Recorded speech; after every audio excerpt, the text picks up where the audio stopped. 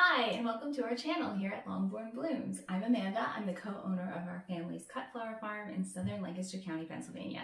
And today we're here to talk about dahlia tubers. Dahlias are a beautiful flower that grow in the northern hemisphere at least through July into September, October, typically when frost hits. Here in Pennsylvania, I usually get my first blooms in June, but I'm not really getting a ton of blooms until August, and September is full of flowers. And then they go until frost. We always try and make sure our dahlias are planted before Memorial Day. So end of May, we want to have all of our tubers in the ground here. Where you live, where your zone is, it might be slightly different, but that for southern Pennsylvania is what we're always targeting.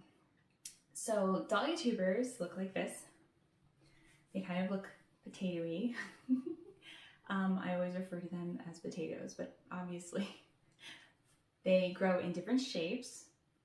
These are all different dahlias from the same species. So these are all Cornell bronze. If I planted all three of these, I would get the same exact flowers, even though they come in different shapes and sizes.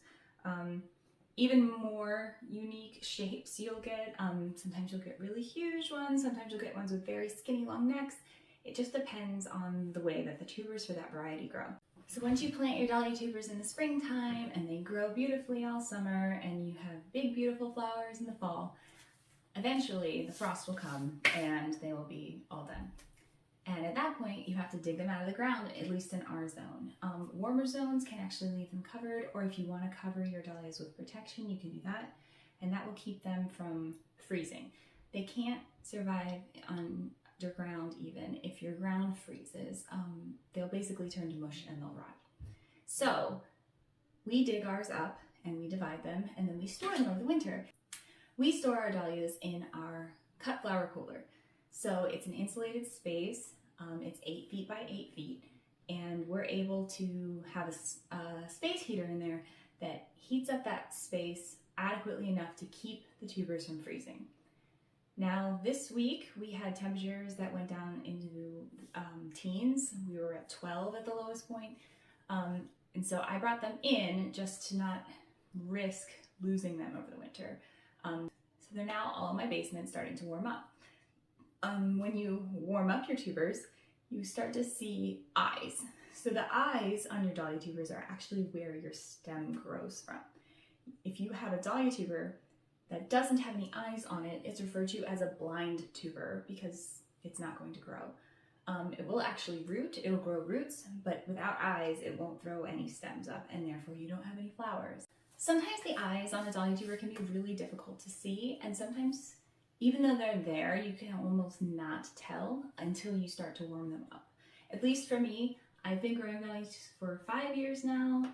I'm still learning, so eyes on dahlia tubers have gotten easier for me to see, but there are still definitely some varieties or some tubers where I can't identify the eyes until after they start to warm up.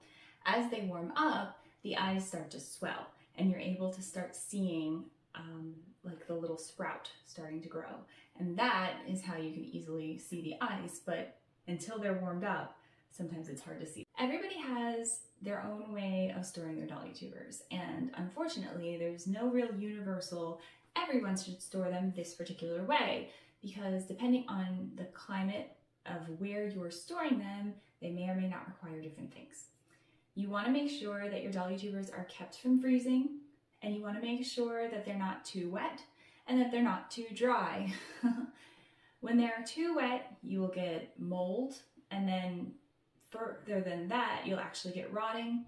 And if you have one rotten dahlia tuber in the container, it can very easily spread to the others, and you can lose a whole variety or a whole container of your dahlia tubers through rot.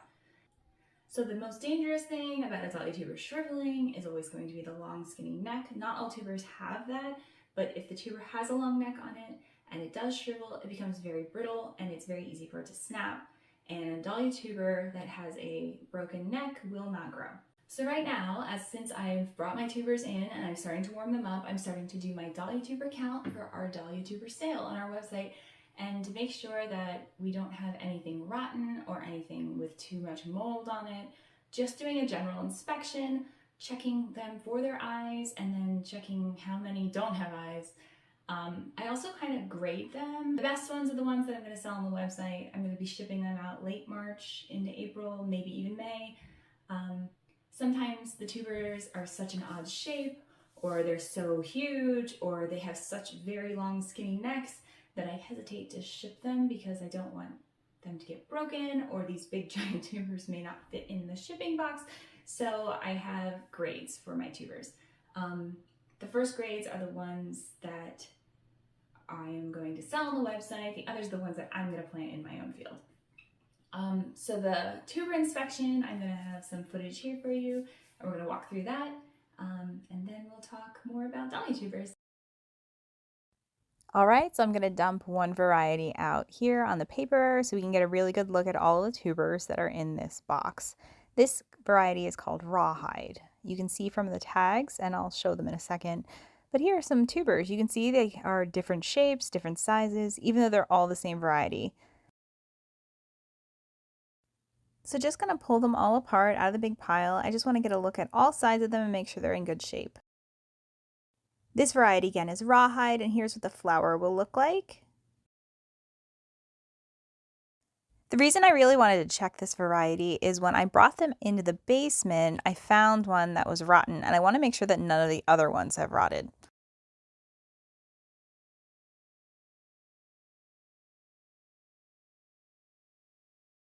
So this was a tuber that definitely rotted. You can see it's all wet and basically gone. It just disintegrated. To check and make sure the tubers are solid, we give them a squeeze. We want to make sure that they're not rotten on the inside. Sometimes the outside looks fine, but the inside is rotted.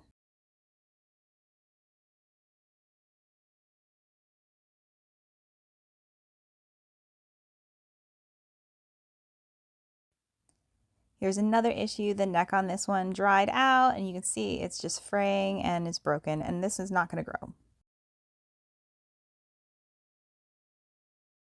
So if you look closely at this tuber, we've got an eye and actually a second eye, and that's where our stems are going to grow. These are already swelling, so it makes them easier to see.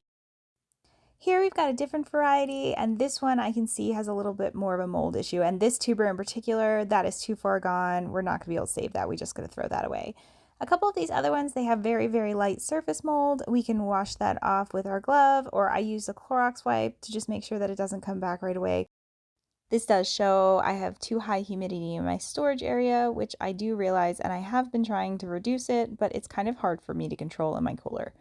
So here we go, we're wiping this mold off. It's just surface mold. It hasn't done actual damage to the tubers, but we don't want to let it get to that point.